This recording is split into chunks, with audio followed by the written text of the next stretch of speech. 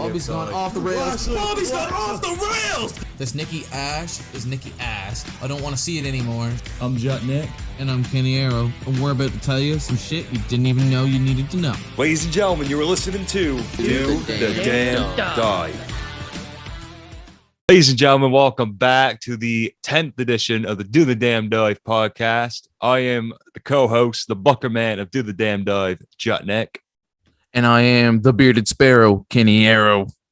Unfortunately, we're missing our good buddy, Broken Zach. He was stuck at work, so he is not going to be joining us, but we are going to mention what his picks were and all that stuff for the pay-per-views, premium live events. We are going to be reviewing WrestleMania 38, both nights, and NXT Stand and Deliver. We're also going to run down the card for Raw after WrestleMania, see what we thought of it. And we got some news about some call-ups and also a release that was very out of left field, I guess. But we'll get into all of that. But first, let's talk about NXT Stand and Deliver 2022, April 2nd.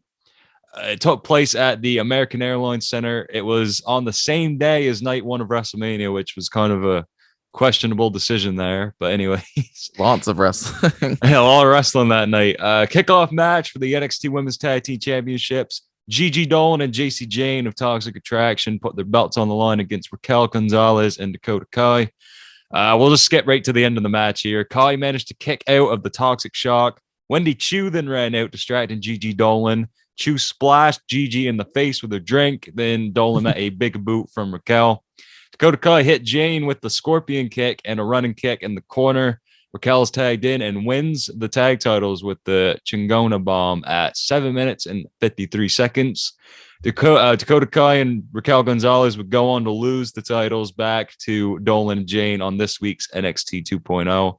Very questionable booking. Yeah, we'll kind of discuss Raquel's future in WWE shortly, but we'll get on to that a little bit later. So it makes sense why they dropped the belts, like with hindsight. But I mean, the match itself, it was decent.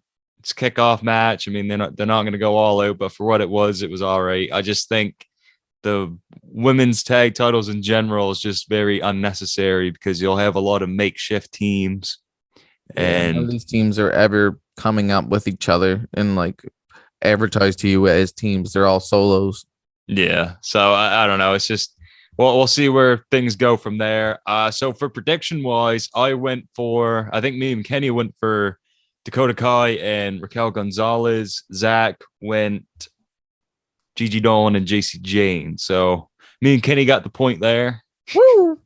So we're on a roll here. Next match, 5-man ladder match for the NXT North American Championship. Carmelo Hayes put his title on the line against Cameron Grimes, Solo Sikoa, Grayson Waller, and Santos Escobar.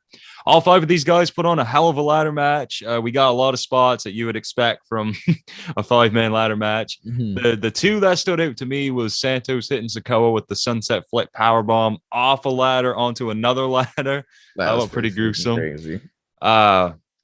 Waller dived off the ladder. He did his basketball kind of elbow thing through the legs, and he was going to put Grimes and Hayes through 2 ladders that were propped up against the ring and the barricade.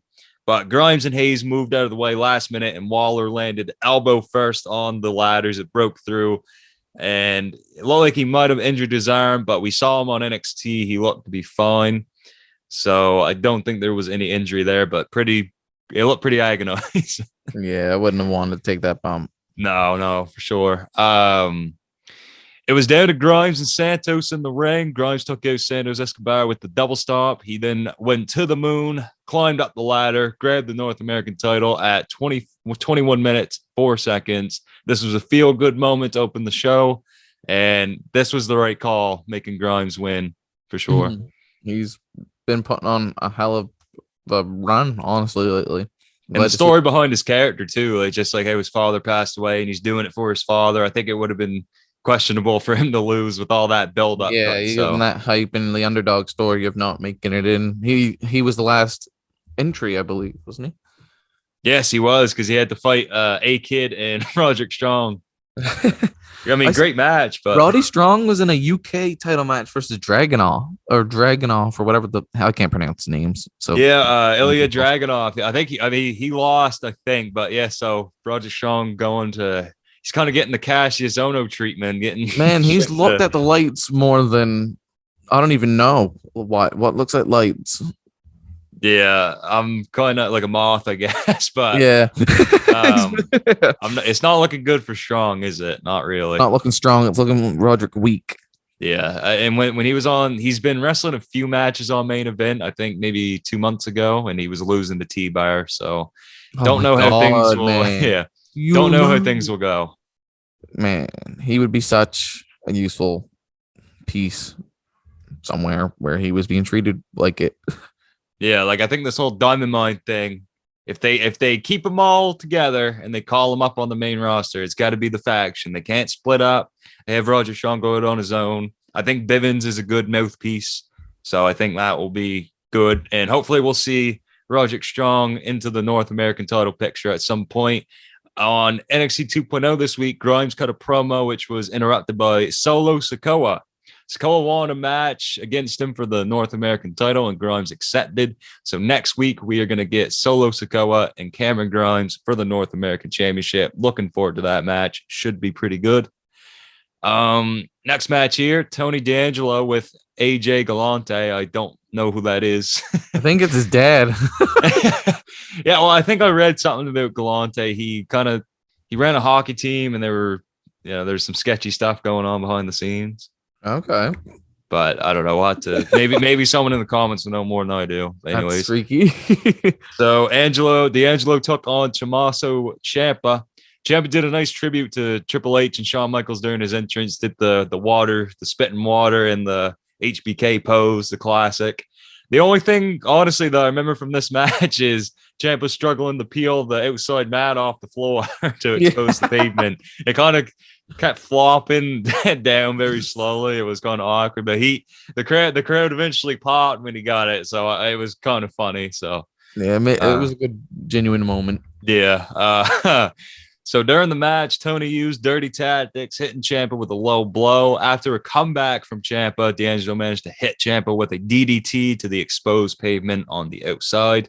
They get back to the ring. D'Angelo hits a big boot to the head of Ciampa to win at 13 minutes, 11 seconds. Ciampa is on the top of the stage saying his goodbyes to the NXT crowd. And Triple H's music hits. The two embrace. This was a great moment here. Hopefully things will go all right for Ciampa on the main roster. Kind of disappointed that Ciampa lost. That makes sense, though. I mean, you got to put the new guy over, of course. But I just don't know how much of a shelf life D'Angelo's going to have. Oh, I am very if we could look at wrestlers as stocks, which I sort of kind of when I'm trying to evaluate how valuable they are, I kind of do. Yeah. I'm not buying no stock in Tony D'Angelo. No, like the gimmick, and we'll kind of elaborate on this on NXT 2.0. He was with AJ Galante, I think his name is, and he was given a ring. He became the new Dawn of NXT. So I don't know where he's gonna go from there. Maybe he'll kind of be in the mix against Cameron Grimes, but yeah, I really don't know what they could give him the Dean Ambrose hot dog cart. Or something. Yeah, I don't know. I just an idea. Yeah, like I was a fan of D'Angelo because just for more or less like the joke of it. But you know, if he starts winning a bunch of high profile matches, I won't really know how to feel about it. Yeah, I'm not sure where I place him on the card, honestly.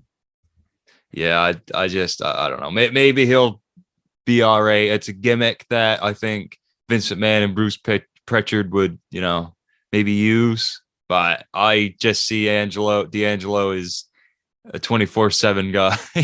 Mm-hmm, yeah, but he could have been he should have took the Butch role. Yeah, he's already decked out in the fight night gear, the hat, and he looks like stuff. The gang. So why can't he join the Scooby Squad? Yeah, really though. But anyways, moving on from that, NXT Tag Team Championship match. Imperium put their belts up on the line against MSK and the Creed Brothers. The Creed Brothers were accompanied by Malcolm Bivens and Ivy Nile. All three teams went out for this one. I was kind of let down when I realized they changed Imperium's entrance theme. Now it's just some generic Death Rebel song. I mean, it's similar, but it's just a watered down version. But so they're slowly taking stuff away from Imperium. Yeah, seems like they're going a different direction. Hopefully, probably not a good one, but we'll touch on they're Imperium in a little bit because that might not be the last bad thing that happens.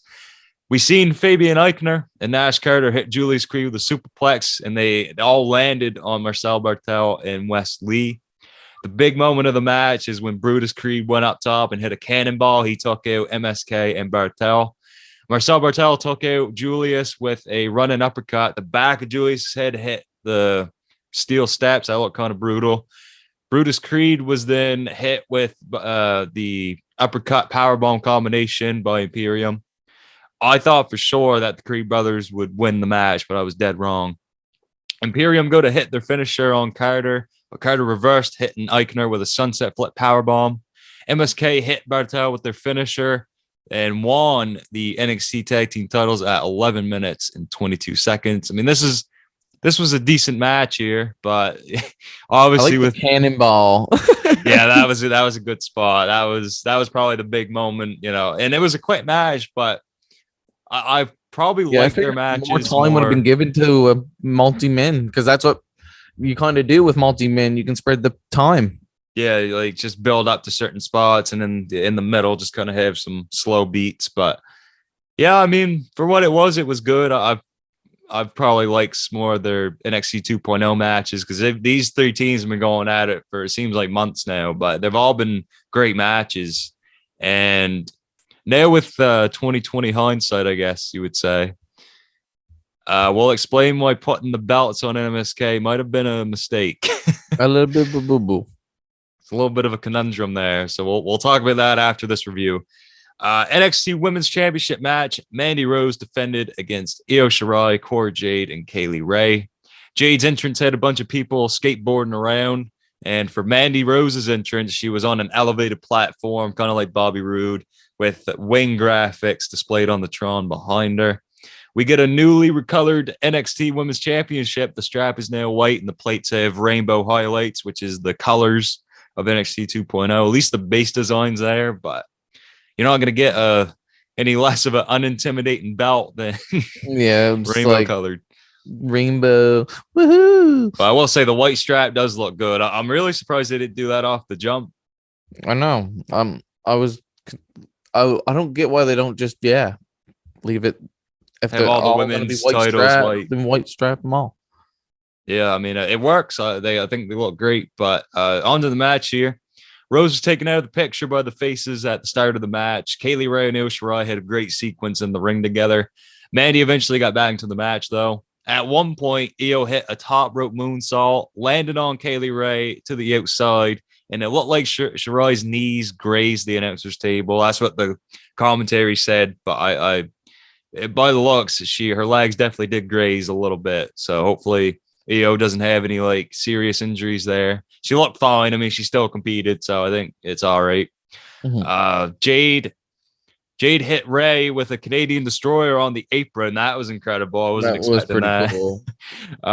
Closing moments of the match here. Shirai was about to win as she hit Jade with the moonsault, but Rose ran in, hit Shirai with the running knee, or V-trigger, as most of you know, to retain her gold at 13 minutes and 28 seconds. I mean, this was a hell of a match here. It was we got a lot of multi-person matches, but to me, I mean, they all delivered. Mm-hmm. Yeah, I see where they were trying to get everybody kind of out there to the crowd, more or less. And in most instances, it worked.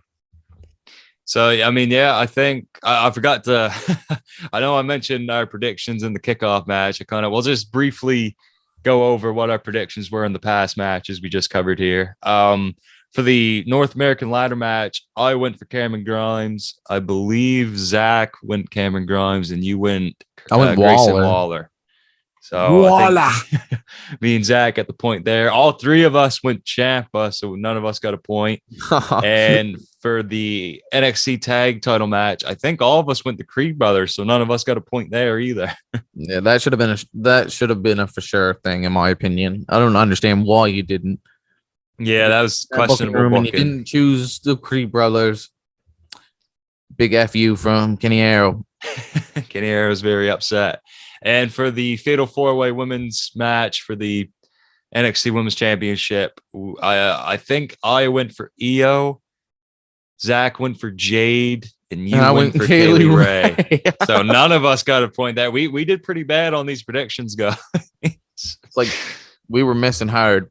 Yeah. So far in the running, me and Zach have 2 points, and Kenny's got 1, I believe.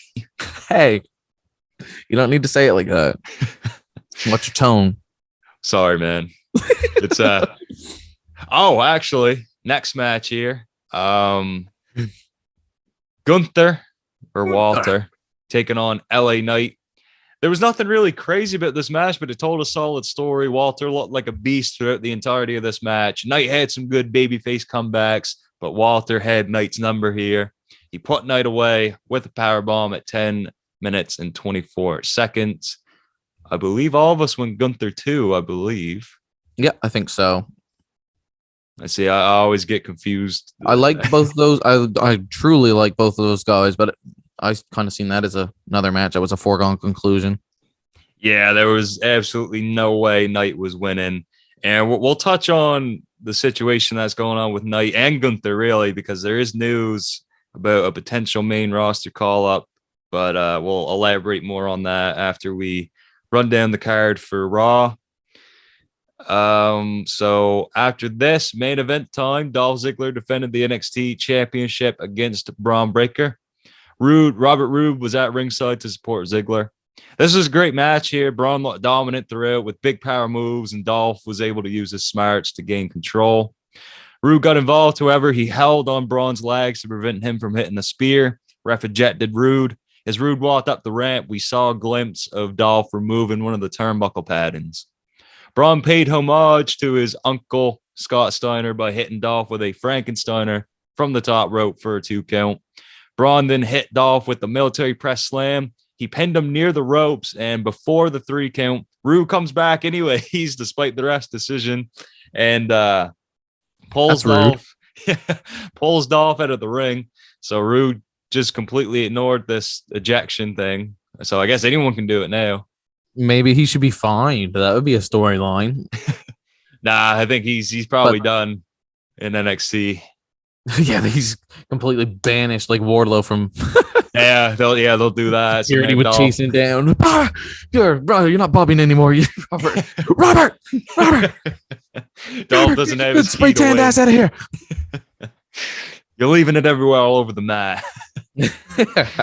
But after this, Roode and Ziggler were on the outside. Braun dove over the top rope. He landed on both guys. That looked pretty cool. Braun took Roode out, throwing him into the steel steps. Dolph almost beat Braun with the famouser and zigzag, but Braun powered out at 2. Dolph hit a beautiful elbow drop from the top rope, but Braun kicked out at 2 again.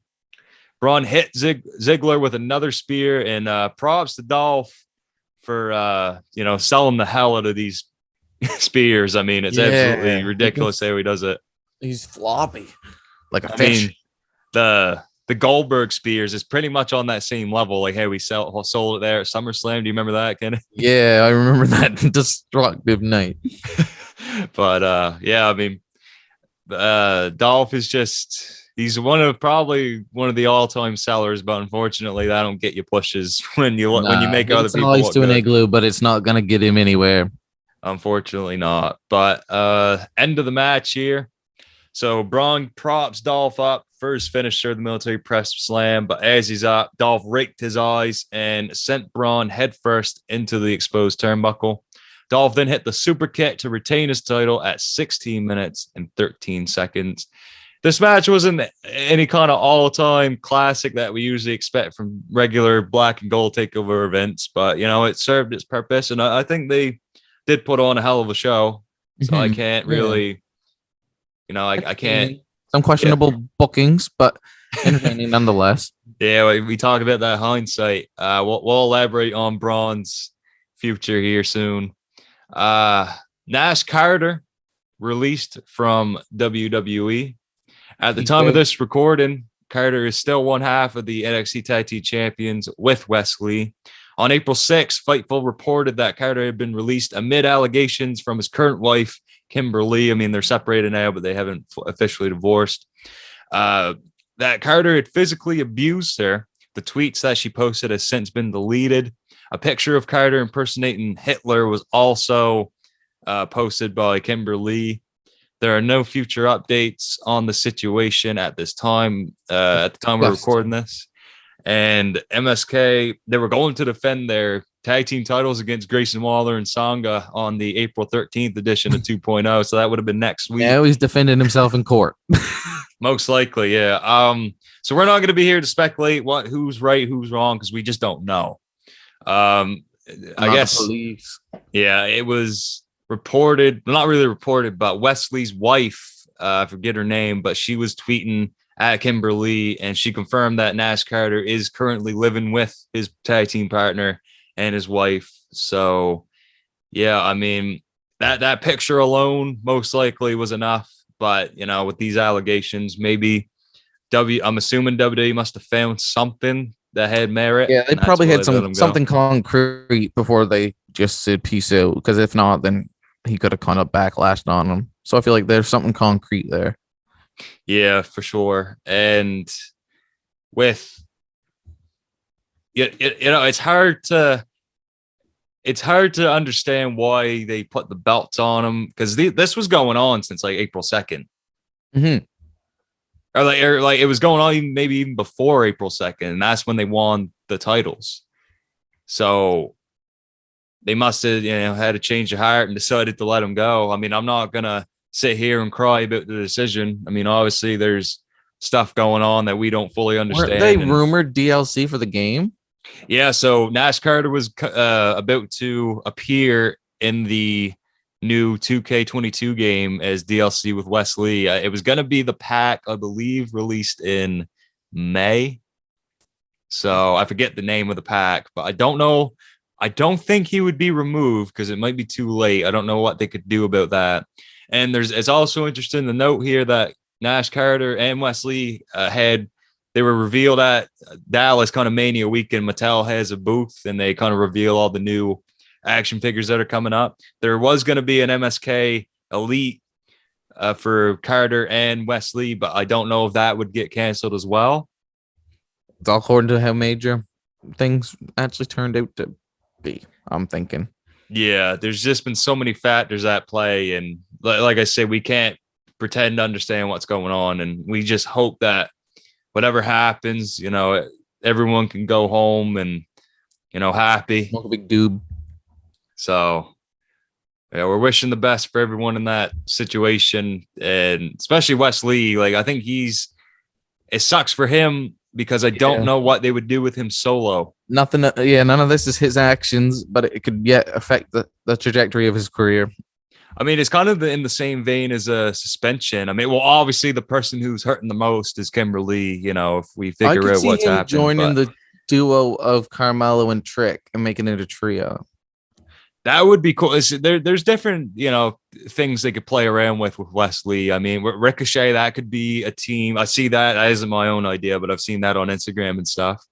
Okay. No, I think Ricochet and Wesley could actually be like a really good tag team on the main roster because they would work off each other well. Oh, for sure. Like everyone loves the baby faces who fly high. So, But yeah, as far as we know, the belt hasn't been stripped off Carter yet. It's got to be at some point. But they can't go home with it. No. So we'll keep you posted. Maybe on Sunday, if we record another episode of the podcast, we'll have more information. But just to kind of cap off this segment of NXT, I believe me and Zach tied for the stand and deliver predictions at 3. And Kenny, I believe you had 2. Wow. I guess I'm just not up to the standard of the Do the Damn Dive crew. Maybe I'm just the lone wolf of this gang. The lone wolf. Now we're going to be talking about the most stupendous WrestleMania ever. WrestleMania 38 was live in Dallas, Texas on April 2nd and April 3rd, two-night event at the AT&T Stadium. WWE claims to have had a combined crowd of 156,352 fans, but obviously with numbers like that, they get heavily disputed. Yeah, We don't know who's telling the truth there. We got to open and hype package narrated by Mark Wahlberg of all people. The Dallas Cowboys, the Dallas Cowboy cheerleaders danced to some Thunderstruck AC/DC to open the show. That was a pretty cool. Really like that. That was a pretty good way of getting everyone hyped up. Yep. Opening match: the Usos defending the SmackDown Tag Team Championships against Shinsuke Nakamura and Rick. You want to say it, Kenny? Rick Boogs. The crowd was red hot for Boogs' introduction of Shinsuke Nakamura. Nakamura and Boogs had some Mike's Hard Lemonade inspired attire, solid beverage, but it's no Alexander Keith's. Please sponsor us. Yes. Nakamura started off hot with a series of kicks, but the Usos soon take control. Rick Boogs gets the hot tag, and unfortunately, he got injured here when he tried to lift up both Jimmy and Jay at the same time. His knees buckled out. WWE.com posted an article the day after elaborating on the injury. Boogs has suffered a torn quadriceps to the patella tendon. This will most likely sideline Boogs for a few months, which sucks because, I mean, at the end of the day, Boogs did make it to WrestleMania, and that is a big moment for him. But he's definitely strong enough to do that. His leg just wasn't with him that day. Yeah, anything can happen, and anyone can have off days or slip-ups or accident. I mean, that's the thing. It's not ballet, as they say. Injuries happen like that all the time, and I think it would have been a great match. We can't really rank it because, like, what do you do? It was kind of didn't live up to what it could have been, but we seen where they were going. Yeah, hopefully they can revisit that at some point because I think Boogs is a character that, first of all, I think Vince likes and the crowd likes him. So when you got a guy like that, you got to keep him on TV more. That's right. Hopefully he'll come back to a big pop at some point. So the Usos hit the 1D to Shinsuke to retain their titles. This match was 6 minutes and 55 seconds. Moving on here, Drew McIntyre. And by the way, for the predictions part that we did to follow up on that, I think all of us went the Usos, so we all got the point there. I mean, I think the Usos would have won anyways, despite the injury. Yeah, I believe so too. But yeah, we would have got a better match out of it, not a 6 minute match. Yeah, I think it was supposed to go a little longer than that. Yeah, but move on here. Drew McIntyre took on Happy Corbin. Madcap Moss accompanied Corbin at ringside. At one point, Madcap got on the apron to cheer Corbin, but inadvertently distracts Corbin as he runs into a spine buster from Drew. We got a cool counter when Corbin reversed a Claymore attempt into the deep six. Corbin rolls to the outside to avoid another Claymore, but Drew decides to dive over the top rope, landing on both Madcap and Corbin. The big spot of the match was that everyone talked about here. Drew McIntyre, I believe, now correct me if I'm wrong, Kenny, is the first guy to kick out of the end of days finisher. That is correct. That got a big pop. I don't know how, like, I think the internet kind of found that out. I don't even think WWE was meaning for that to be a thing. Yeah, I just kind of, I don't know. Maybe someone did in NXT, but Corbin wasn't even in NXT for that long. So I'm not too sure. But it's someone broken. in the comments. The spell's been broken. Drew McIntyre's the guy. Yeah. If Zach's here, he would probably know. Yeah, he's an encyclopedia. The historian. Drew got to his feet, hit the Future Shock DDT, then finished the match off with a Claymore at 8 minutes and 35 seconds. I mean, this match is pretty solid. It didn't go overtime. It accomplished what it needed to do. It overshot for me. It was way more than I expected. Yeah, like especially, I mean, I'll tell you what, they can, McIntyre and Corbin, like, despite people maybe seeing Corbin as bland and, you know, his moveset maybe isn't diverse. I mean, Corbin has put on some great matches, and to see two big guys like that, you know, kind of, you know, get the crowd so pumped up for the match. I mean, that's a testament to just how good both of them are. They're both great athletes. For sure. And I mean, I'm not going to sit here and say I like Happy Corbin or this whole gimmick that he's done, but you got to respect the talent that they do have. So that's right. Anyways, after the match, Madcap got on the apron. Drew walked towards Moss. He swung the sword, cutting the middle rope in half. Well, the top and middle rope in half. Moss got away at the nick of time. So that was how the segment ended. Solid stuff. Moving, and for the predictions part, all three of us went Drew McIntyre. So we got 2 points on the board. Rey and Dominic Mysterio taking on The Miz and Logan Paul in a tag match. Dominic, my friends are pumped for that. Oh yeah, they tore the house down. We'll get on to the match here. Dominic wore Eddie Guerrero inspired gear depicting Eddie's time teaming with Art Barr as Los Gringos Locos and AAA. Paul wore his PSA graded 1998 Japanese promo Pikachu illustrated card, that's a mouthful, worth $5.2 million. And that did to a chain around his neck. That is just expensive ass Pikachu. That is nuts. Insane. That's redonkulous. I knew Paul was rich, but I didn't know he was playing with that kind of dollar. Yeah, I'm pretty sure he has quite a high net value, like somewhere close to like 60, 70 mil. Yeah, it's got to be like the net worth you look up online doesn't necessarily isn't concrete. Show every bit of wealth. He could have like $10 million worth of gold that's not accounted for. Yeah, you never know. Just know that. Like, gold bars in a vault somewhere. But Paul personalized gold bars. Oh yeah, with the Maverick logo. But anyways, getting off track. But Paul overall he wrestled pretty well. He got great heel heat from the crowd when he hit Mysterio with the three amigos and a frog splash. Dominic got back into the ring. He hit Miz with a tope suicida to the outside. Logan ran straight into a Hurricane Rana from Rey. The Mysterios hit a double 619, then back-to-back frog splashes. But during all this, they didn't see it. Miz secretly tagged himself in. He ran in and body slammed Dominic on top of Rey. And Miz threw Dominic pretty much on Rey's head. It looked pretty gruesome. Yeah, that looked very stiff. Yeah, I think that was a bad landing there. But Miz hit Rey with the Skull Crush finale to win it for his team at 11 minutes and 15 seconds. During the celebration, Miz started glaring at Paul. He turned on his partner, hit Logan Paul with the Skull Crush finale for no apparent reason. And we still haven't figured it out. And this got an overwhelming amount of cheers from the crowd. So a weird way to end that whole thing. But overall, I mean, Paul looked pretty good, and we will most likely see more of him in the future. I don't know when, but I could see something happening for SummerSlam. That's kind of the Miz's thing, I guess. Like he's so healed that he's even healed when he's healed. Yeah, everyone just hates Logan Paul because if you remember, I'm pretty sure Zayn and Owens. Yeah, they had a segment. He got stunned by Kevin. Logan Paul's just a mania guy.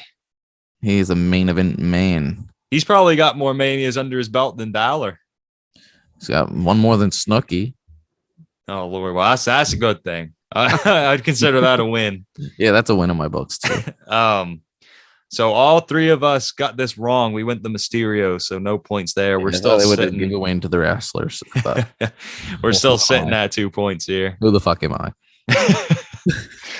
Any fucking arrow. But anyways, after this, Stephanie McMahon introduced Gable Steveson.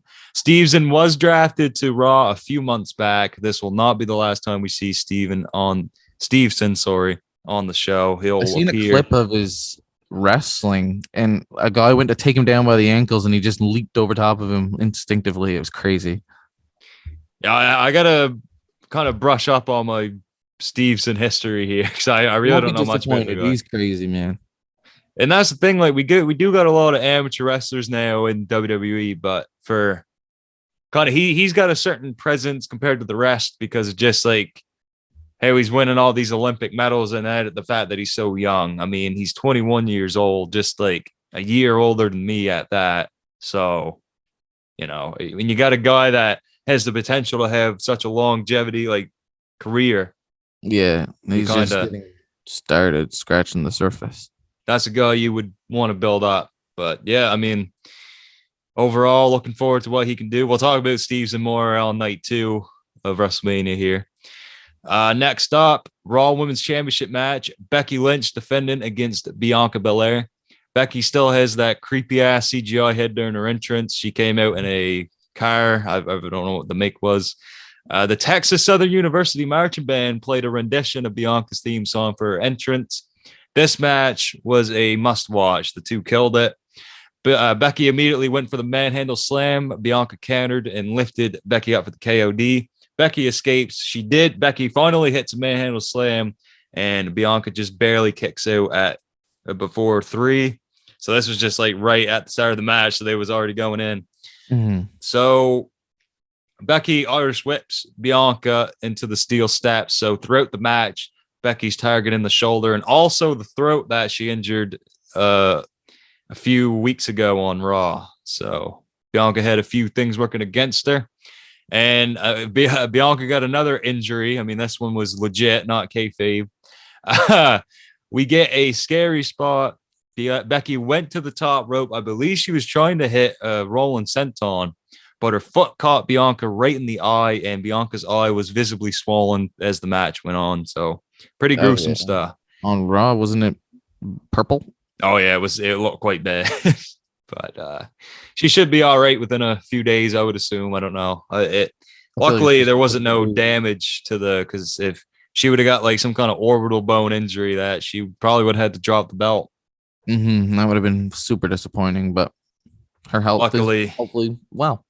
The fates decided otherwise. But after a few back and forth pins, Becky is thrown to the outside as Bianca crawled on the ring mat. Becky pulled her ponytail, sending Bianca shoulder first into the ring post, targeting that shoulder again.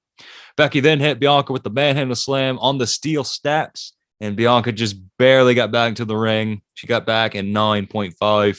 Becky went to lift Bianca up for one more manhandle slam in the corner, but Bianca used the middle rope to backflip out of it and finally hit Becky with the KOD to become the new Raw Women's Champion at 19 minutes and 20 seconds. Guys, you're doing yourself a disservice by not watching this match. If you haven't seen Mania yet, definitely check this match out. What you think of it, Kenny? I think it was a must-needed win for Belair to get her credibility back from Becky is where I felt it was going. And that's kind of the feeling I got from the win and the emotion I felt. And I'm very happy for Bianca. My girlfriend's a huge fan of Bianca.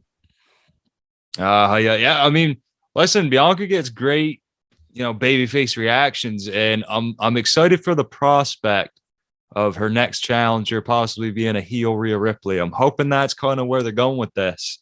But yeah, hopefully. Maybe towards SummerSlam or something. We'll see how that goes in the future. So for predictions, all three of us went Bianca Belair. So we are now all at 3 points, I believe. I'm in the race this time. Kenny Arrow is in the race.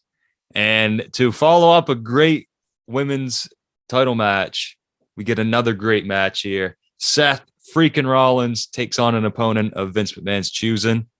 After Seth made his entrance, we was all in suspense. We was just waiting. It was just kind of silence for a little bit. Lights go out. We heard the phrase, wrestling has more than one royal family. The American Nightmare, Cody Rhodes, makes his official WWE return after being gone for roughly 6 years. Cody keeps his Kingdom theme song, his American Nightmare nickname, and his gear. He looks like he was straight plucked from AEW and just plopped on WWE television. But in my opinion, that's not a bad thing. No, I mean, and Vince, I think, said to Cody backstage, as reported, that, I mean, if it ain't broke, don't fix it. So he says that Cody, but there's a lot of other talent that he changes that ain't broken, but he still tries to fix it anyways. Yeah, tries to fix it. So I don't know. That was a pretty funny comment coming from Vince. But so Cody rose on a platform on the stage to a huge ovation. This moment was just absolutely incredible. The bell rings early in the match. Cody did the cartwheel into the Stardust pose. That got quite a reaction there.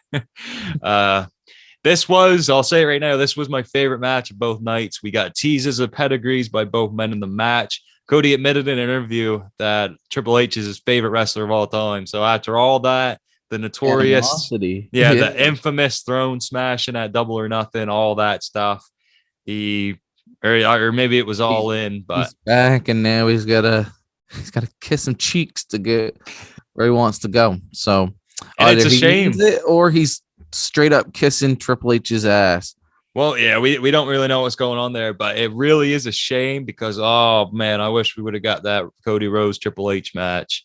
I know the game just, well, his health isn't going to hold up, and I'm not going to wish him in the ring, but No, I would have wished that could have happened in my lifetime.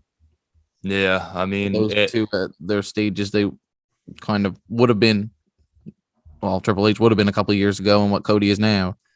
Yeah, it would have been a hell of a program, I think, especially if, I don't even know if they would have to be for a title. I think that just on itself could sell tickets, that feud. But yeah, it's a very marquee match. Yeah, it's a shame. But anyways, Cody is in WWE. That's what really matters. And we are looking forward to what happens there. Back to the match, though. We got crazy moments. At one point, Seth hit a buckle bomb to Cody, sending him crashing into the barricade on the outside.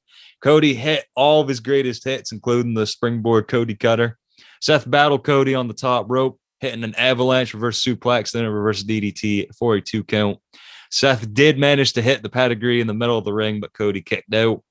Match came to an end when Cody hit 2 crossroads, did the bionic elbow, and then hit a 3rd crossroads to finally put Seth away at 21 minutes and 40 seconds. That was just the Cliff Notes version of the match. There's still a lot of different stuff that happened that I didn't mention. So, I mean, definitely check this one out. I mean, just for the moment itself, I'm confident in saying I put out a tweet the night of that this will most likely go down as a WrestleMania classic, 10 years from now. Mm-hmm. Just for the moment as well. Like that plays into everything. Same as AJ at the Rumble still looked at. Yeah, like that's probably going to go down as like one of the greatest Royal Rumble moments. So this Cody Rhodes coming back, especially putting on a hell of a match. I mean, I thought it wasn't going to be much. I was maybe expecting 15 minutes, but they really, man, maybe not even like 10, but they gold. It was a Cody Rhodes match, perfect, and wouldn't change a thing. Next match, and by the way, all of us predicted and went Cody for the win, so we now all got 4 points here. Next match, SmackDown Women's Championship on the line. Charlotte Flair defended against Ronda Rousey. Unfortunately, this match did have a lot going against it. It had the task, first of all, following that hell of a match between Bianca Belair and Becky, and also the Cody Rhodes return. So it didn't deliver on that hype before it, which, delivered sucks, but then we got a slip. Yeah, we had a little bit of a slip here, and the in-ring work wasn't bad per se. The finish wasn't very good, but during the match, we seen I remember watching this live too. It was going black, the picture, and we had a little bit of a wardrobe malfunction from Charlotte there. She lost a titty. That's probably what people are going to remember from this match the most, maybe. I don't know. But the finish left me quite underwhelmed too. Ronda hit the Piper's Pit. Charlotte managed to get her foot on the ropes before 3. Ronda then kicks out of the natural selection. Afterwards, Charlotte went to lock Ronda in the figure 8, but Ronda kicked Charlotte away. Charlotte ended up spearing the referee, Charles Robinson, by accident, and Charles Robinson took a hell of a bump. He just flew backwards and hit the back of his head on one of the turnbuckles. So the referee was out. Ronda locked in the armbar. Charlotte tapped, but the referee was still out of it. Ronda waked the referee up. Charlotte then hit a big boot, snug to Ronda's face, pinned her 1-2-3 to retain the championship at 18 minutes and 30 seconds. I don't want to harp on this too much. And I said on the podcast before, I wasn't a fan of this feud.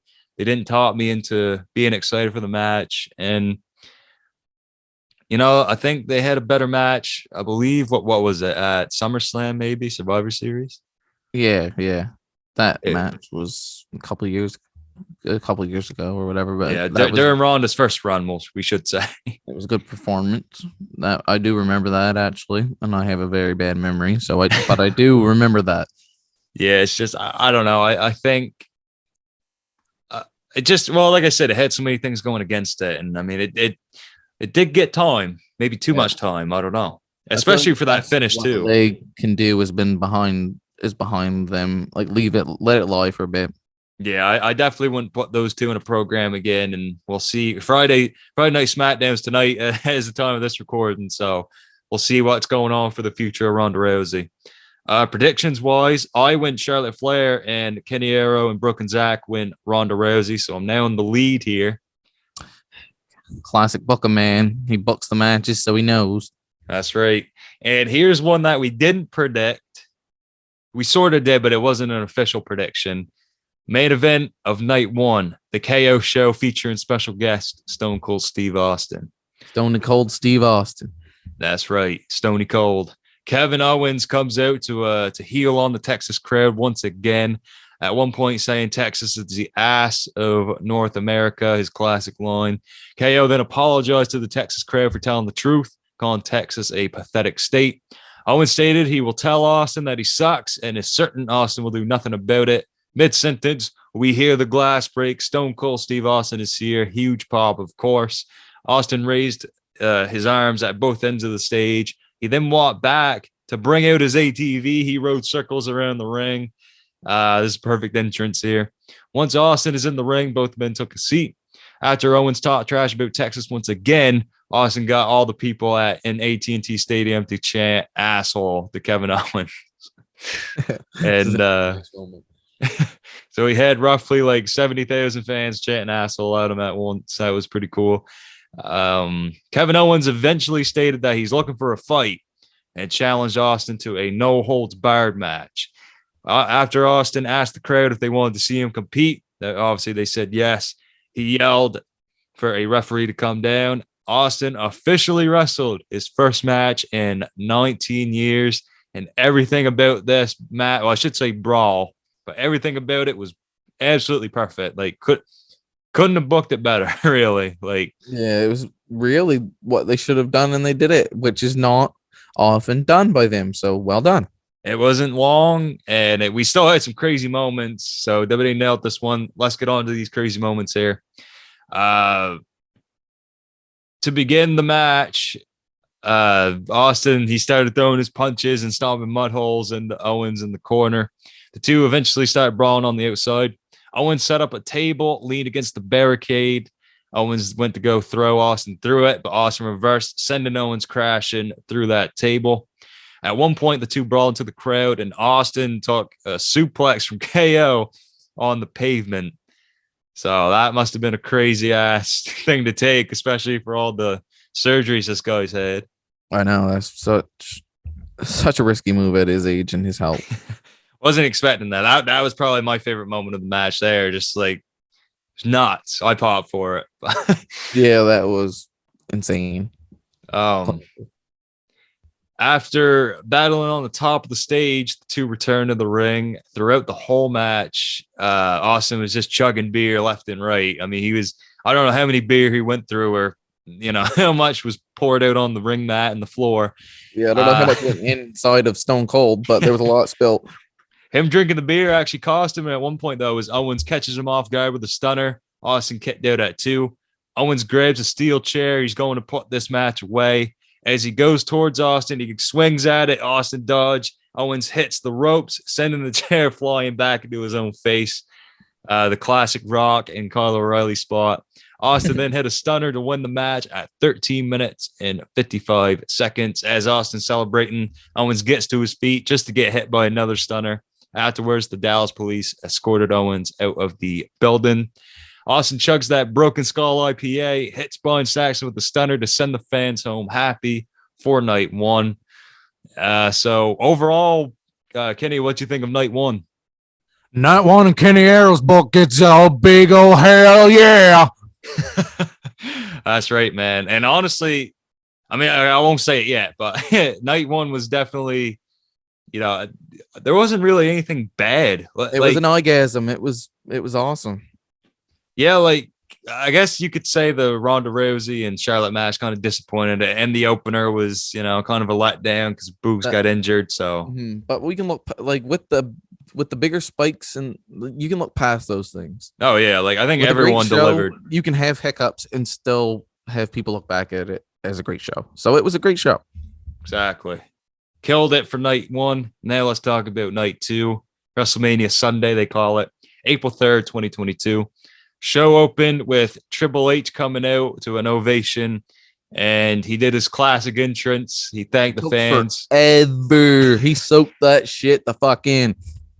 But understandably, because what he did here was after thanking the fans and welcoming us to WrestleMania, he left his boots in the ring, officially closing the chapter on his in-ring career. We just want to say thank you to Triple H for all the memories.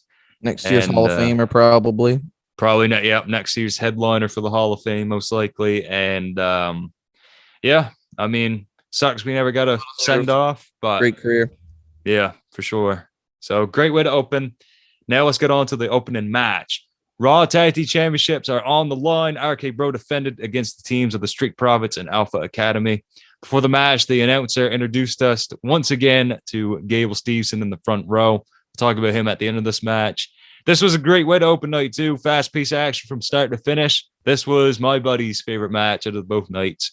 The match turned into chaos as all six started fighting. The referee just lost control. Orton and Riddle started brawling with Dawkins and Otis on the outside as Gable is in the corner of the ring. Montez dives over Gable and the ring post and lands on all four men on the outside. That was absolutely a crazy spot. Nuts. I believe he's had to have done that before in NXT. If something tells me he's done that. You don't just, I don't think you don't do that on a whim. No, not on a regular basis, but for big moments like that, it's definitely warranted. And Gable then went up top while everyone was on the outside and hit a moonsault, taking out everybody. Orton hit forward with and Gable with his classic back body drop on the announcer's table. RK Bro did stereo draping DDTs to the Street Profits. Angelo eventually got Gable up on his shoulders, and Ford hit a beautiful blockbuster for a 2. End of moments of the match, Dawkins flied over the top rope, taking out Otis. Ford was about to hit Orton with his frog splash, but Riddle, from out of nowhere, springboards up and hits an avalanche RKO on Ford. The way Ford sold this was awesome. He did a little scream and all. It was picture perfect. Gable jumped off the top rope, but met an RKO on the way down. So we got 2 RKO out of nowheres. RKO pinned Gable to retain at 11 minutes and 30 seconds. Quick, but great match. After the match, Street Profits get in the ring. They give some solo cups to RK Bro, and they are about to have a toast. Ford stops everybody and then calls in Gable Steveson to get in the ring.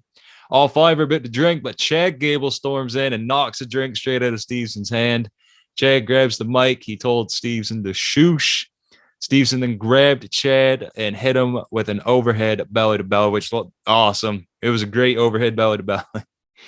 And that was what closed it out. But yeah, I mean, not a bad way for a match to open. They're obviously really hyping up Gable Steveson, so he will definitely be someone to look out for the upcoming months of Raw television. So hopefully everything goes well with that. Next up, Omos versus Bobby Lashley. Omos tossed Lashley around the whole ring in the start, at one point catching Lashley in midair to hit a gorilla press slam. Lashley managed to hit Omos with a suplex, which looked pretty incredible, then beat the Giant with 2 spears at 6 minutes and 35 seconds. I mean, this wasn't bad. I mean, it was short, which is what it needed to be. We Omos looked dominant, and Lashley got the hero's win, if you call it. Yeah, he could not take a loss to Omos and move on being credible after the run in recent time of being like a really long run with the United States title and the 2 WWE reigns. You can't ruin all that with this Omos thing. That's more of an experiment than anything. He's not a wrestler at this point, personally. Yeah, just mainly for just an attraction. And we'll follow up on what happens with Bobby Lashley and MVP later on the podcast. Next up, Johnny Knoxville faced Sami Zayn, anything goes match. Before we get into this, I'm just going to briefly go over what our predictions were for the opening matches we just talked about here. So all of us went for Bobby Lashley, and all of us went RK Bro. So we're sitting at 2 points again. There we are. I think I got the lead with that Charlotte pick so far. There you go. But still in the lead. Booker Man's still taking it. Hopefully we can keep the trend going. Knoxville, in short, for this match, if you're a fan of Jackass, you'll most likely like this match. But if you don't really know Jackass at all, you wouldn't have had a clue what's going on. Yeah, this is very. You should, know these people first, kind of thing. Yeah, you wouldn't understand all the throwbacks, but I enjoyed it because I've watched Jackass when I was a kid and all that, so I had a great time watching this. So we get a few throwbacks, like I mentioned. I'll just go over some of the highlights. It was a weapons fest to start out. At one point, Sammy went to hit Johnny with a haluva kick in the corner, but Knoxville blasted an air horn to stop him in his tracks. Party Boy then ran in and started dancing. He strips off all the clothes, starts dancing towards Zayn. He was met by a forearm, then thrown out of the ring. Knoxville almost rolled Zayn up for the 3 count, but Zayn kicked out. Zayn went to get something under the ring, but none other than Wee Man came out of nowhere, started hitting Zayn with a series of punches, then leading to a body slam from Wee Man in the ring. Knoxville hit a tornado DDT for another close fall. Sammy absolutely decked Wee Man with a haluva kick. That was so funny. Similar to JBL and Hornswoggle with the garbage can, just absolutely decking them. But anyways, Zayn went. Take it. That's right. Zayn went to the top to hit top rope to hit a dive, but Knoxville pressed a switch and Pyro started shooting out. This caused Zayn to crash on the mat. As Zayn's laid out in the corner, Knoxville threw a bowling ball straight into Sami Zayn's nuts. So he whizzed that thing. That thing was ripping. Oh yeah, like I don't know how I didn't see how Zayn kind of protected it, but I don't know. Hopefully he had a cup on because I didn't even know if he got his hands down in the area and done. Yeah, I didn't really inspect it too closely, but yeah, it was still a cool moment. The two went to the outside. Knoxville started chasing Zayn down with a taser. As Zayn walked back, he got smacked by the infamous giant hand. Here's a moment from this. I think maybe a day after the show, or maybe the night of, a fan posted an image of the hand on Twitter with the caption saying Mark Henry and Mae Young's son debuts at WrestleMania. Mark Henry then tweeted saying he had all I do is produce generational talent. So that's probably going to be like the best thing you'll see on Twitter all week. That's impressive. That's awesome. Oh man, Mark Henry is just the best. Yes, back in the ring, Knoxville was out on the mat. Zayn went up top, but Knoxville tasered him. The Jackass crew brought in a giant mouse trap. Zayn got tasered one more time, then got caught in the trap, leading to Knoxville pinning him to win the match at 14 minutes and 25 seconds. I enjoyed this. Yeah, you can say one thing is like, oh, Sami Zayn lost, but at the end of the day, it's not that big of a deal, really. No, it's really not. He's gonna conspiracy about it, and that's like his character anyway. We'll get more funny Zayn moments from it, I'm sure, on SmackDown tonight. So looking forward to that anyways. But if you like Jackass, check out this match. If you don't, just skip it and you won't really miss too much. And all of us went Knoxville, by the way. So adding another point there for the Do the Damn Dive crew. Woo.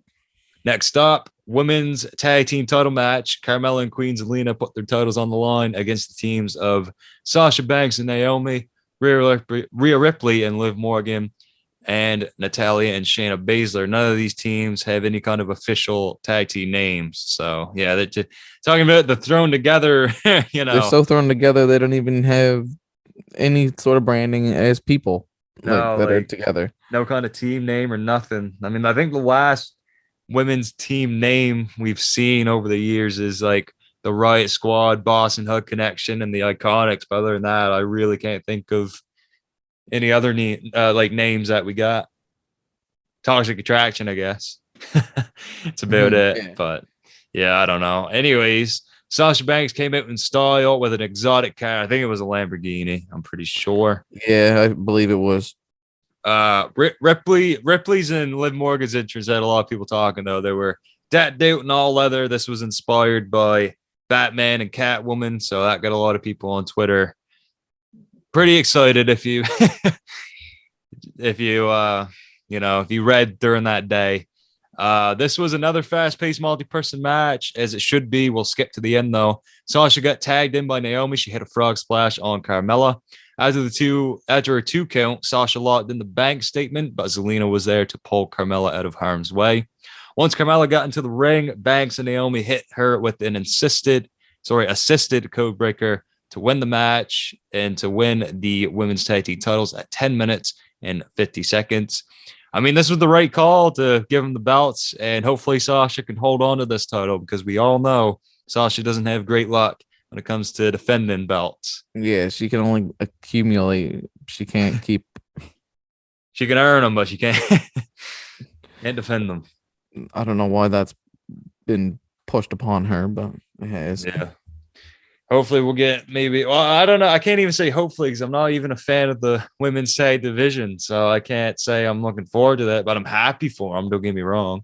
Yeah, it's good to see those people accomplish something, but it's just those titles just don't mean a whole lot right now. Yeah. And moving on from that, though, so for the predictions part, myself and Broken Zach went Banks and Naomi. Kenny Arrow went Rhea Ripley and Liv Morgan. So me and Zach get the point there. Edge took on AJ Styles one-on-one. As a part of during AJ's entrance, a part of his face was busted open, and I think people reported that he was like quite fired up on his way out, and he smacked his head right into the entrance stage. So that kind of sucks. Feel bad for the guy. And but going from a botched entrance to a good entrance, Edge had this just amazing, like he had the blue lighting, a fiery throne with, fire pyro going off, and you had the Alter Bridge song, The Other Side, playing. I mean, you can't get any better WrestleMania entrance than that, really. Oh, it was perfect. Spot on for this new King of the Mountain, Edge. That's right. This was the longest match out of both nights, but in my opinion, it delivered. Edge had Styles scouted for the majority of this match here. Near the end of the match, Styles hit a superplex to Edge. Both men landed on the apron. So Styles was kind of teasing that superplex on the floor, but I think maybe that was the plan, but I'm pretty sure it was supposed to be on the apron. But still, it looked pretty nasty. Styles was able to dodge a spear and then hit a Styles clash, but Edge somehow managed to kick out at 2. Styles went on the apron to charge up for the phenomenal forearm. None other standing behind them, Damian Priest at ringside. This was enough of a distraction. As Styles goes for the phenomenal forearm, he is caught in midair with a spear from Edge. This looked great, and this was able to get Edge the victory at 24 minutes and 5 seconds.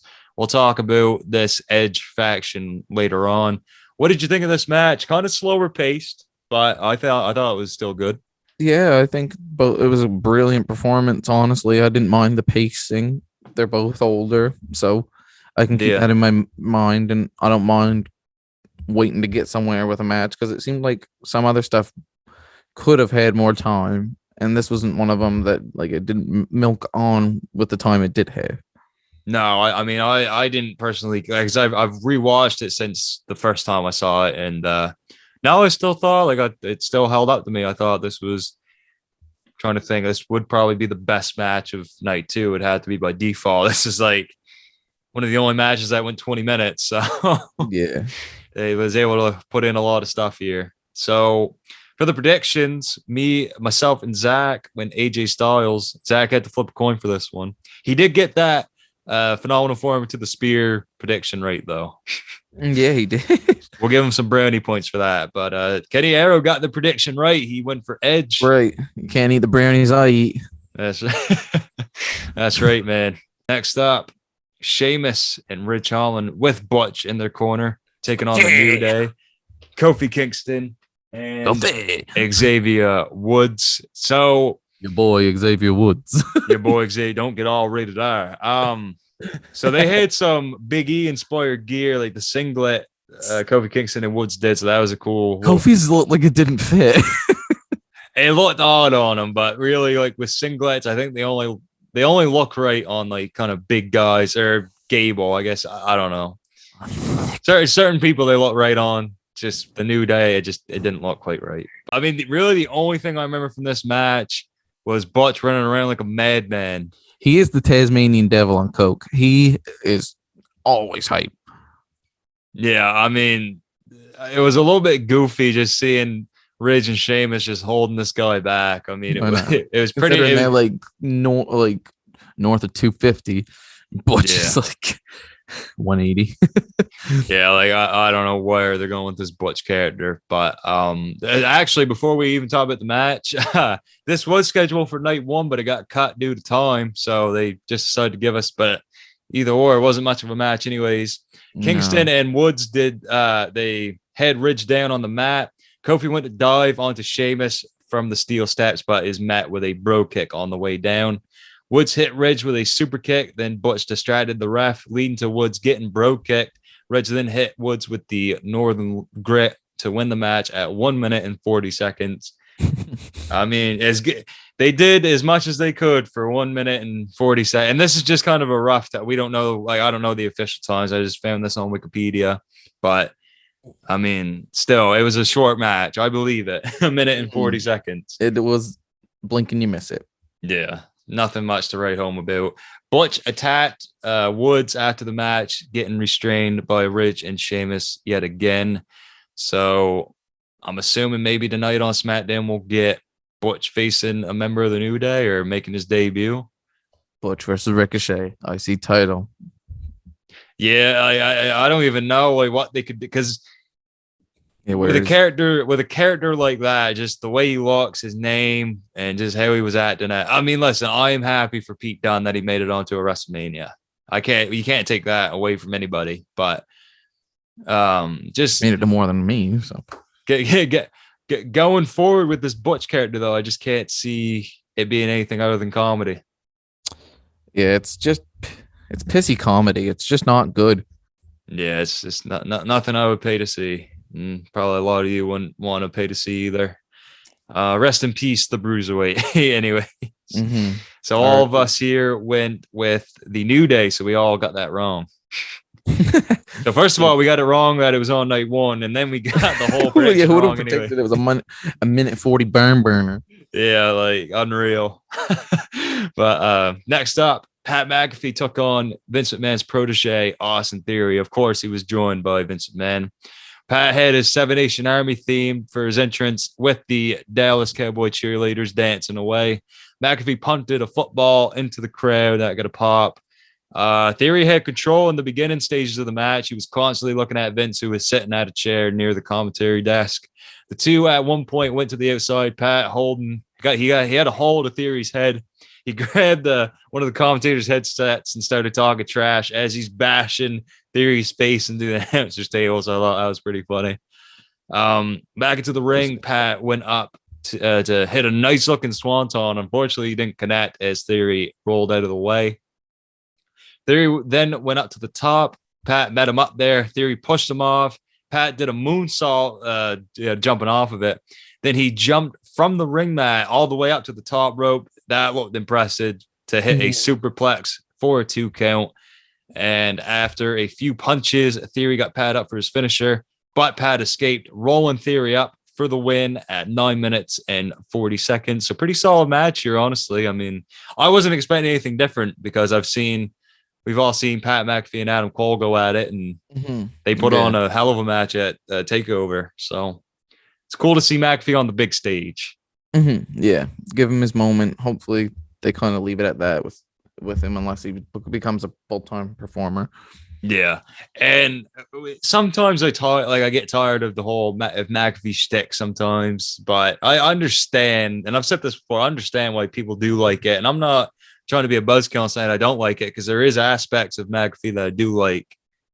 You know, he's just a very extra guy kind of thing. He brings a lot of energy. Sometimes that energy is just too much. Misplaced when you look at how the show actually is and how much he's trying to hype it up. He does his best, but at some points there's just no excusing bad episodes of SmackDown.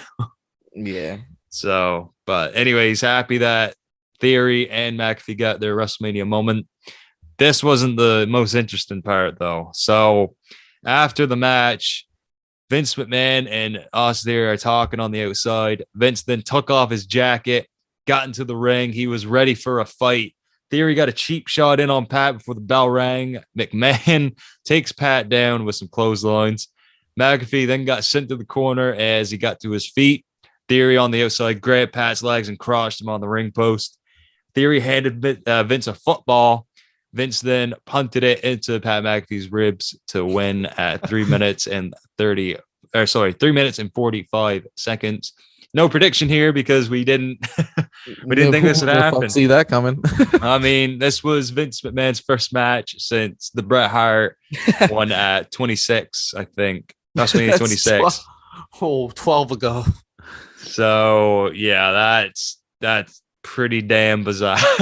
Yeah, no one with a crystal ball could have even seen that coming. No, and luckily it wasn't long. I mean, 3 minutes. Most of it was just Vince McMahon walking around because obviously you can't do much at 76 years old. But be the former football player. So I think we actually did get this wrong, Kenny. Because all three of us went Austin Theory for the predictions, but it was a roll-up finish for McAfee. Yeah. So not our best work, but we'll pick it back up. We'll have to deal with it. So as Theory and Vince are celebrating in the ring, we heard the glass shatter. Stone Cold is back for round 2. Austin made short work of Theory, hitting him with a stunner. Vince and Austin had a stare down. Then Austin catches 2 beers. I don't know who was throwing them at, but good throw. Whoever that guy was, we give him props. He's on point. He's on point. Vince took this is one of my favorite parts. He was starting to take little wine sips because he's scared to chug it. He's like, he gave a face. He likes it, so he started chugging some more. Austin then kicked Vince McMahon, and this was quite possibly, I think it was stun. The worst stunner of all. Let me get close to the mic. The worst stunner of all time. Even though it was one of the worst stunners of all time, probably going to be one that people remember just because of how bad it was. In the hilarious column. Yeah, like it was a spectacle to behold, and you got to watch it. Like this whole thing, anything on this show that had Stone Cold or Vince McMahon, you just got to see it. It was just, you can't make the shit up. You just are about to see. It's more than worth your time for sure. It's like it was really good. Pat returned to the ring to celebrate with his hero after chugging some beer back. Austin kicked McAfee and then hit him with a stunner. The stunner looked a lot better. As Austin's walking up the ramp, they cut this. This is another favorite image of mine. You see Pat McAfee shaking on the floor. He's all beat up, just chugging back the beer. And now it's time for the main event. But overall, what do you think of this match, Kenny? It was more about what happened after for me. It was I forgot about the match, like, to be honest. Yeah, just the moment of that just overshadowed everything. But I mean, I think it's still fair to give props to McAfee. If you're gonna watch the segment in total, it's a good thing. But if you're just gonna watch it for the main points, just go watch for the technical work rate. Yeah, if you're looking for work rate, you're not gonna find it with 76-year-old Vince McMahon. No, and well, here we actually, this is the end of the show. I thought there was maybe one more match, but that was right before the main event, wasn't it? Yeah, crazy. It co-main evented, as Jesus likes to say. So Roman Reigns versus with Paul. Can you imagine? Versus Paul at WrestleMania. You know what though? That could happen in the distant future. Yeah.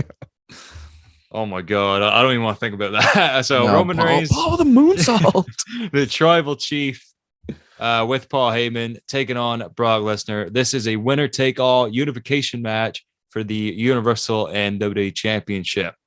WWE touted this as the biggest WrestleMania match of all time, and to be honest, I was left a little bit underwhelmed with this match. It was standard Roman Reigns, Brock Lesnar match stuff. I mean, finisher spamming. We got the barricade spot.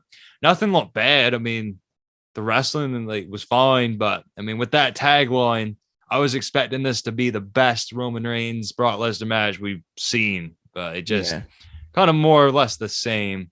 And the moments of the match here, Reigns hit Brock with a spear, but Brock locked Reigns into the Kimura. Reigns was able to reach the ropes. He told Heyman on the outside that his shoulder was busted. After Heyman hyped Reigns up a little bit, Reigns escaped an F5 attempt from Brock and hit a final spear on Brock in an abrupt finish to become the undisputed WWE Universal Champion.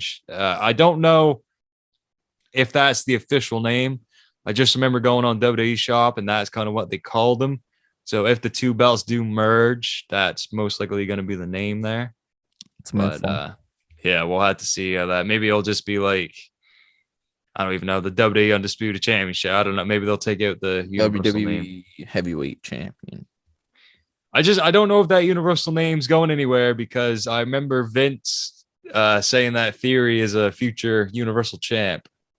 Okay. So something to keep your eyes on there and see what happens with the title. But overall, in my opinion, first of all, what do you think of the match, Kenny? I'm mid yawn. Sorry. No problem. It was good stuff. I don't know if Roman Reigns sold the shoulder shit. If it wasn't out, I thought it was. There was pictures of like a close up of his shoulder. It did look a little bit swollen, which might have led to an early finish. But at the same time, I mean, he was holding up the belts, and on Raw, he was talking just fun, like with his arms, like he looked fine. Yeah, he's raised the title with that arm. So I don't know if it's just something that he could maybe not going to wrestle for 1 or 2 weeks just to let it heal up. Yeah, or possibly. if it never really was a thing. But that spot sold me pretty much on the Roman Reigns.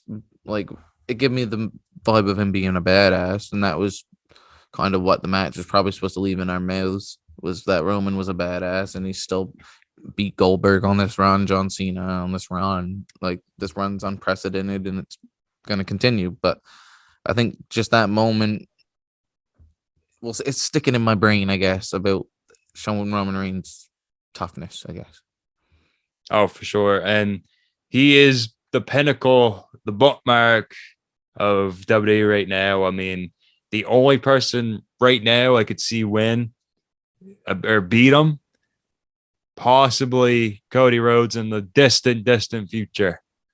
But they got to wait.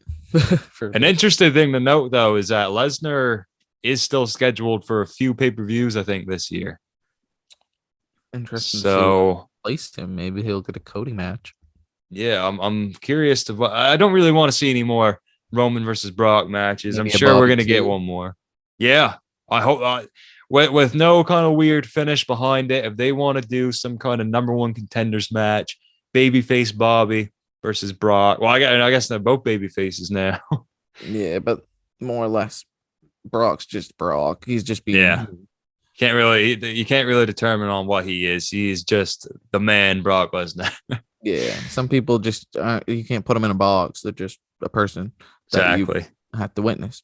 And so overall, in my opinion, night one was a lot stronger than night two. If you were looking for the best night of the two, it's definitely night one. And I mean, listen, WrestleMania lived up to the tagline. It was stupendous. And Definitely unfortunately, the Raw after Mania didn't live up so well to they didn't carry on that hype that WWE got from the pay-per-view. It was abruptly stopped. But let's talk about that, shall we? Raw after WrestleMania rundown. Yes, this is just gonna be a brief little rundown here. Let's open that can. That's right. Raw was live in Dallas, Texas on April 4th at the American Airlines Center, same venue that Stand and Deliver was at. The crowd was noticeably burned out. I mean, after 2 nights of Mania plus NXT and all the other stuff that was going on, you had ROH Supercard of Honor. You had to drink a case of Red Bull a day to stay up, probably. Yeah, really though. I mean, but to be fair, the show was ultimately pretty disappointing, and it peaked at the opening. Let's talk about that. Cody Rhodes opened the show with a promo. He cut a very emotional promo about his father, the late great Dusty Rhodes. Cody basically vowed to win the WWE Championship and give his family the distinction that his family has been denied for decades.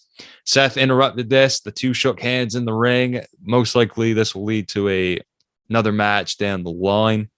But yeah, I mean, great stuff from Cody. He's definitely got that baby face, aura to him right now, and hopefully he can keep that going. Because obviously he does want to be a baby face. So That's his live stream, is to be the good guy that the people wanted. And he's trying to make it happen. yeah, like I just think the narrative works a lot better in WWE because you got top heels like Reigns and I mean Seth. And Owens, he could work his way through all of them. And well, funny I mentioned Owens because the two had a dark match. I think maybe after the show went off air. But Yeah, I wish I would have got to see that. I've seen a couple clips. Yeah, I think Owens did the Young Bucks pose after giving a super kick too. Yeah, he did. He done like the side with the side tilt with the arms out. But so far, I mean, to quote Simon Miller, the presentation of Cody gets an up for me and Kenny Arrow.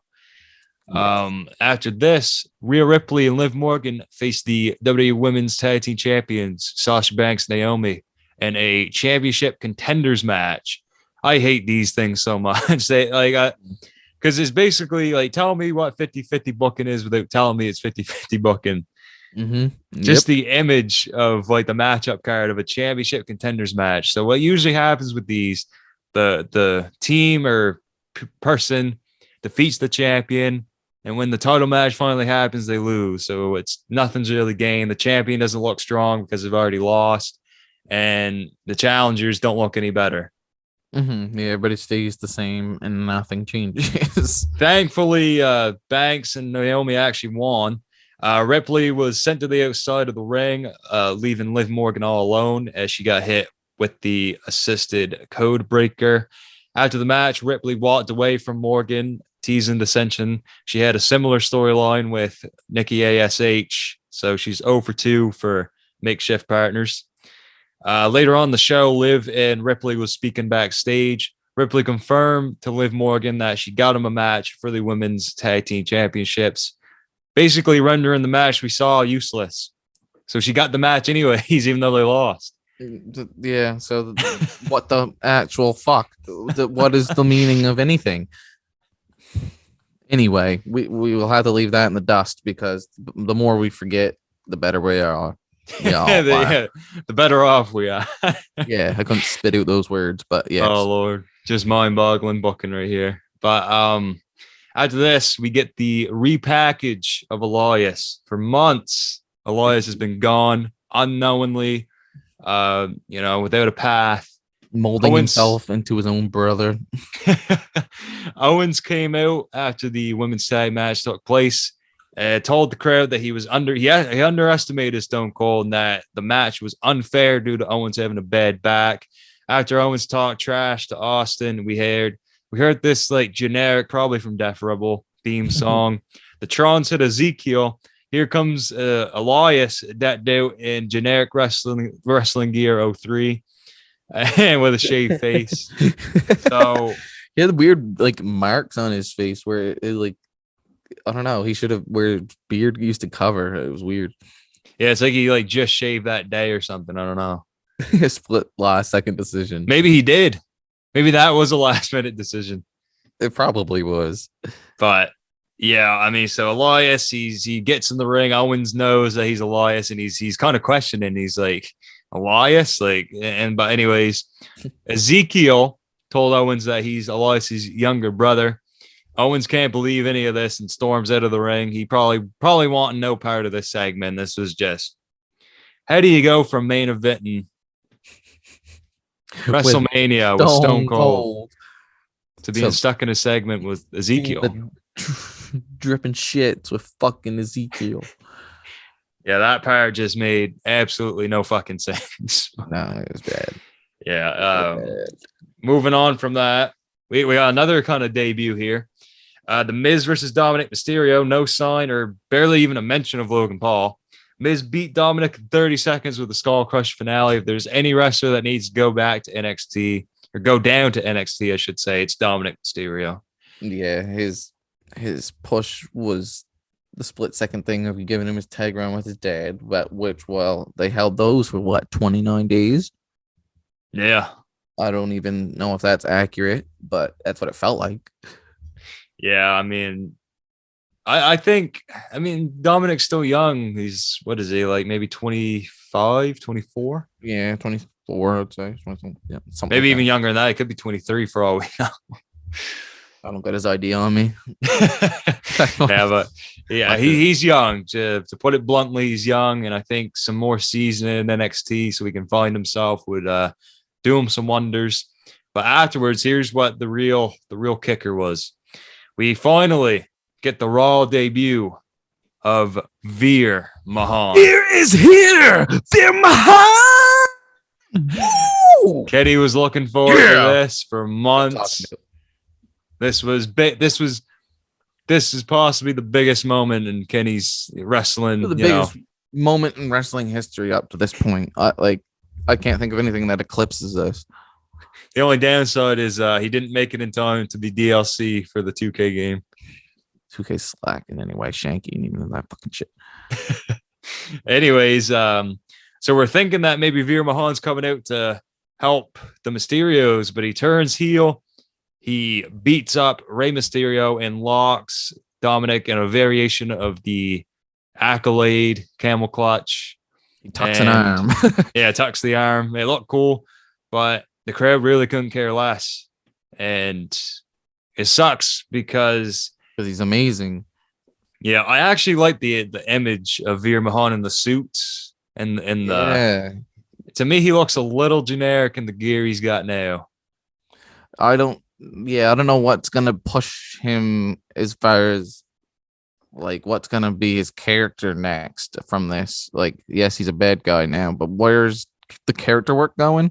Yeah, I'm gonna give it a chance. They built him with fucking telling us that he was coming out about 8 million times, and he never showed up. And now he's here. I'm so excited to see my Veer. Yeah, like with the character, to me, it's coming across as just like a foreign brute heel.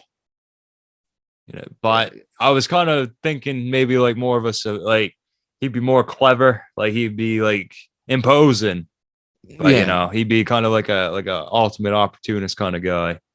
That makes big money player, possibly. I know Grimes kind of does the money gimmick, but I think it could work for the main roster. And Veer with the beard and just seeing pictures with the sunglasses and the suits and all that, I think I would have rather saw that image than what we got. Millionaire Veer. Yeah, or something like that. Like but similar to Andrade, like how he looks in AEW. For sure. But moving on from that, we'll see how this whole Veer thing works out. Bianca Belair promo. Bianca took her sunglasses off and her eye, I forget which one it was, but her eye is severely swollen after that botch kick to the face from Becky at Mania. Belair thanked the fans and talked about how Becky tried to take everything from her, including her throat, her hair, and her eye. Bianca told the fans that they deserved a better champion, so Belair became just that. She is ready to take on every woman on the roster. The segment ended with her holding up the Raw Women's Championship and to some pyro. So hopefully this will lead to Ripley and Bianca. Yeah, that's what my hopes are as well. I think the 4 horsewomen can, afford to take a break from television. Maybe Charlotte more than Becky. Mm-hmm. I think Charlotte definitely needs a cool off period, like a long cool off period. Yeah, let her go for a while because it's everywhere. Like she's everywhere. She's just anywhere you look. Can't escape it.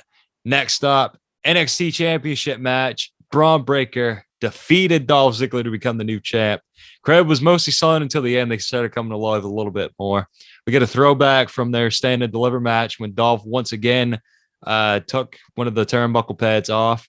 After a few false finishes, Dolph went for the super kick, but got speared by Braun, sold the hell out of it on NXT. So this match, it wasn't as good as their Stand and Deliver match. I think the thing that sucks about this is when you really look back with all this hindsight, if you look back at Stand and Deliver, it was a very pointless show in the grand scheme of things, beside the ladder match. Yeah. And the women's Fatal 4. Long round mattered.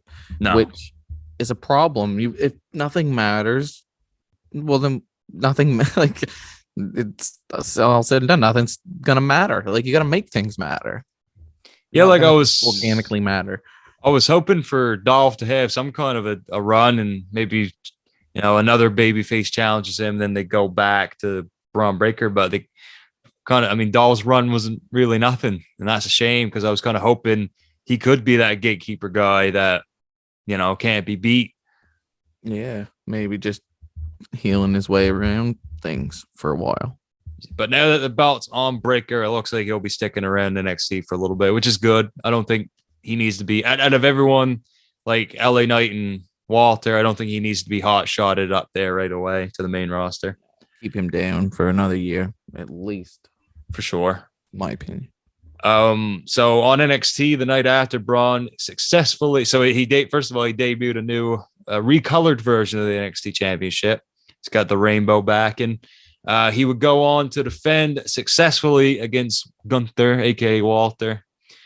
So with that, it was a great match. And now it looks like he's going to kind of be in a feud with Joe Gacy because after the Gunther match, Gacy had Braun's father, Rick Steiner, tied up in a cage. So, and had that hireling guy beating the side of the cage with a chain or something. Yeah, I'm not completely sold on Joe Gacy right yet. I know people are starting to come around, but I'm still not completely into this. And it's getting harder to watch NXT with just all the decisions. Imperium broke up mostly because Fabian Eichner walked out on Marcel Bartel. So now it's just kind of Gunther and Marcel there. And, Raquel and Kai losing the title so abruptly like that. In the long run, that has a reason. But, with these kind of out of nowhere main roster call-ups is going to come at the expense of NXT booking, sensible booking, then it's hard for me to get behind a brand like that. Yeah, that's just they seem dedicated to not making sense. Basically. But anyways, moving on from that, MVP, wrong initials, joins Omos and betrays Bobby Lashley after MVP introduced Lashley to the ring. Lashley talked for a little bit. Omos interrupted and demanded a rematch, calling Lashley's win at Mania a fluke. MVP then attacked Lashley from behind, officially aligning with Omos. MVP then ordered Omos to dismantle Lashley in the ring, ending with MVP hitting the Yakuza kick in the corner. So with that, I'm okay with MVP going to Omos because Omos needs a mic guy because he's just no one wants to hear him on the mic. He's a dumpster fire on the freaking mic. Exactly. But the issue we're running into now is, as much as I like Bobby Lashley, and I'm certainly no one to talk about mic skills, Lashley just doesn't have that voice. Yeah, exactly. And if we're getting a babyface Bobby Lashley cutting promos by himself, I mean, we saw how that went. WWE confirmed. We saw how that went with what was it in 2017? The whole sister storyline with Sami Zayn. It didn't go too well. Oh, I forgot. That's brutal. Yeah, so I mean, we'll see what happens with Lashley, but I have a gut feeling Omos is going to beat him in a rematch. Yeah, I don't want that. No, let's hope that don't happen. But we'll have to, like I said, always have to wait and find out. Next up, Queen Zelina and Carmella break up. I'm sure the tens of people that cared are devastated. Next up, 6-man tag match. RK Bro and Finn Balor took on Austin Theory and the Usos. The match was practically pointless, but it was all right. Theory won it for his team by hitting Balor with the ATL. The U.S. champ loses yet again. Balor's been on a losing streak ever since he won the belt. On Raw Talk, Theory was interviewed by, I believe, maybe Sarah Schreiber, if that's her name. I'm not too sure. He made his claim, though, for a United States Championship match against Balor. So potentially next week, that's what we're going to be getting. And I would put the belt on Theory because if you're going to have a guy who have the belt just to lose, what's the sense? Yeah, give it to the guy that's beating him. I like Balor, but if they got no plans for him, it's simple as that. Make the titles worth something by putting it on champions that they actually have plans for. Yeah, put it on people you will book, even if Like, yes, the fans wanted Finn to be champ, and yes, they still want him to be champ, but they want him to win. Even if he's not going to win, then he shouldn't be champ. Yeah, what I'm hoping what happens with Finn Balor is that he'll align with AJ Styles, and we can get some programs with Styles and Balor taking on Edge and Priest. I think that's an avenue they could go down. Yeah, that would be a super cool way to go down. Speaking of that, Edge and his new associate, Damian Priest, cut a promo. The fans hijacked a lot of this. They going along with Edge's heel remarks, such as calling the crowd sheep and the crowd chant, "We are sheep." They also chanted "We don't care" at Priest when he was explaining why he aligned with Edge, but he recovered it nicely. He pledges his loyalty to Edge. Edge then mentions Styles' family, so AJ hears enough of this. His music hits. They start him and Priest start brawling on the outside. Styles then takes out Edge, sending him into the ring post. Styles is about to hit Edge with a concerto, but the numbers game is too much as Priest saves Edge in the nick of time. So after that, referees and other WWE officials break it up to end the segment. Now, there's been a ton of speculation from news sites such as Fightful that people who have been pitched for this new Edge faction are Rhea Ripley and Tommaso Ciampa. Two very, solid additions that would fit in quite nicely, I think. Yeah, I hope both do go. That would be perfect. Especially like now we're not saying make Ciampa the small guy like Butch, who was just a Tasmanian devil. Because Ciampa is, a hell of a talker, I think. I think he is really good on the mic. He's a good promo. He can wrestle methodically. Like, as much as I like Dunn, I can't sit here and, Dunn was not great on the mic. He also doesn't have the experience level, probably, compared to Ciampa, even though they're both very good wrestlers. I just think Pete's probably got farther to go on the mic. And listen, Pete Dunne's like in his mid-20s. So he's still like, if you look at it, if they use him right, they could keep him around for a long time. But with this whole Butch thing, that's why I'm scared for guys who are kind of on the smaller side like Ciampa, because we just don't know what Vince's vision will be. With the little guys in wrestling. No, absolutely not. So, but moving on from that, Alpha Academy took on the Street Profits. Gable and Otis attacked the Profits before the match. This led to Adam Pearce coming out, changing the match to a Texas Tornado tag. The match was fun. Otis brought out a table. Ford and Gable fought on the top rope. Ford escaped a superplex attempt. Gable got socked in the face by Ford, moonsaults off the top rope, and Dawkins then sets him up on the table. Ford hit his glorious looking frog splash, sending Gable through the table and picking up the win. Wasn't a long match, but it was what it needed to be. It was fun, and Craig was into it for a little bit, so can't really go wrong there. Especially with that crowd. It wasn't really cheering for anything except for Cody. Yeah, so definitely I'm hoping Alpha Academy don't slip back down the card because they are entertaining. Yeah, I like them on my TV. I'm not wishing they go away anytime soon. I just don't know where you're headed with them after, if they're just going to kind of slip down the card sort of thing, or what's kind of going on there. What I'd like to see is a curveball. And here's kind of like what maybe I was thinking, like the two people that I would have take the belt off Finn Balor would have been Tommaso Ciampa as a heel, of course, and Chad Gable with Otis as his muscle. If they want to move out of that tag, now they could very well go to SmackDown very soon in a shakeup or something. That's true. Yeah. When's the last time they shook things up? Maybe I don't know. Maybe November. So it's about time then. I would think. I could be wrong. Maybe it was earlier this year. I really can't remember.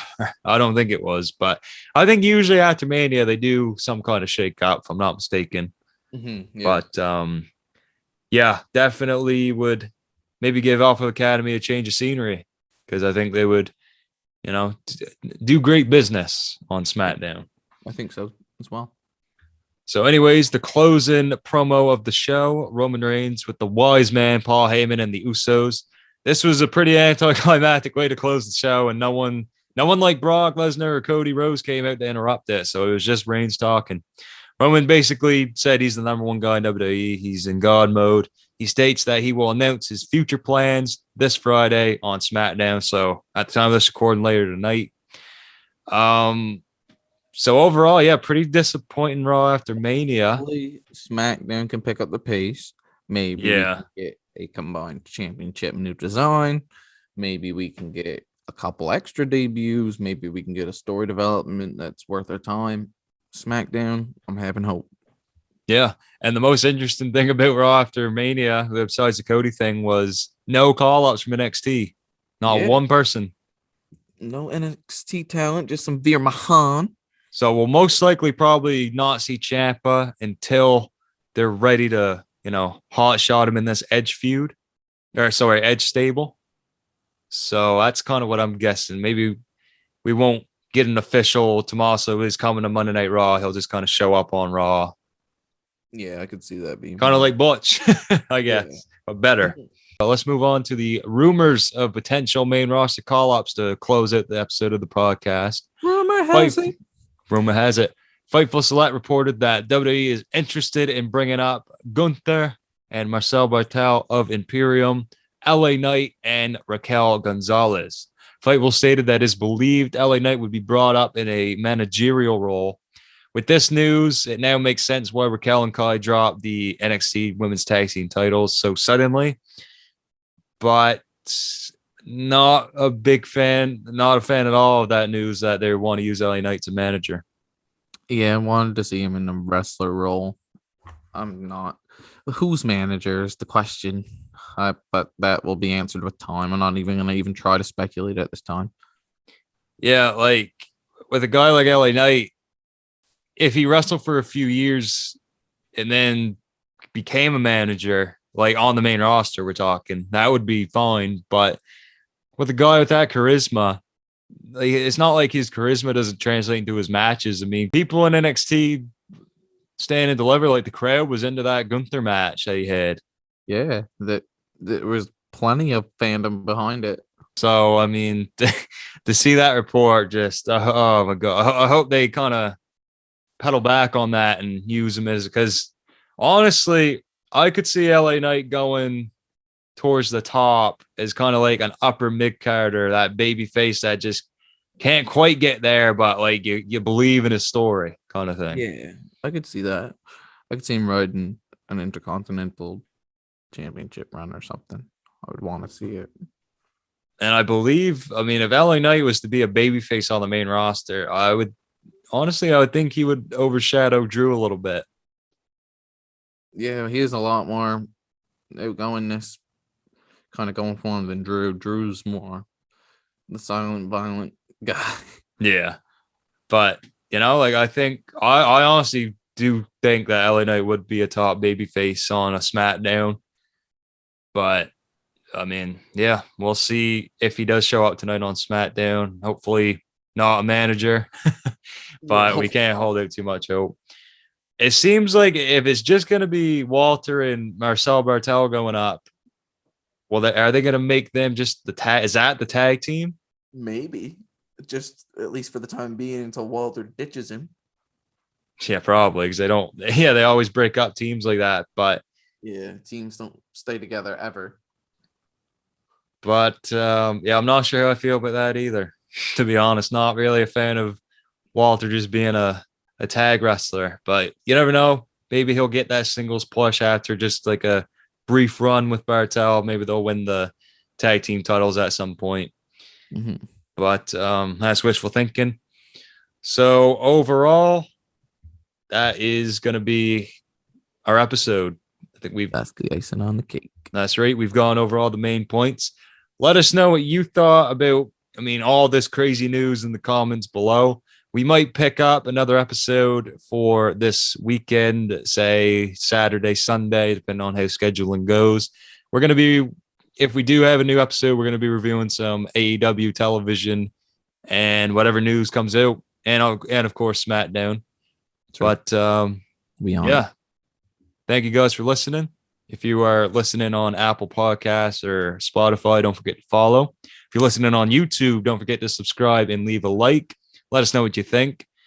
And for now, I have been the Booker Man of Do the Damn Dive, Chutneck. I have been the bearded sparrow. Guinea arrow. We will catch you guys on the next one.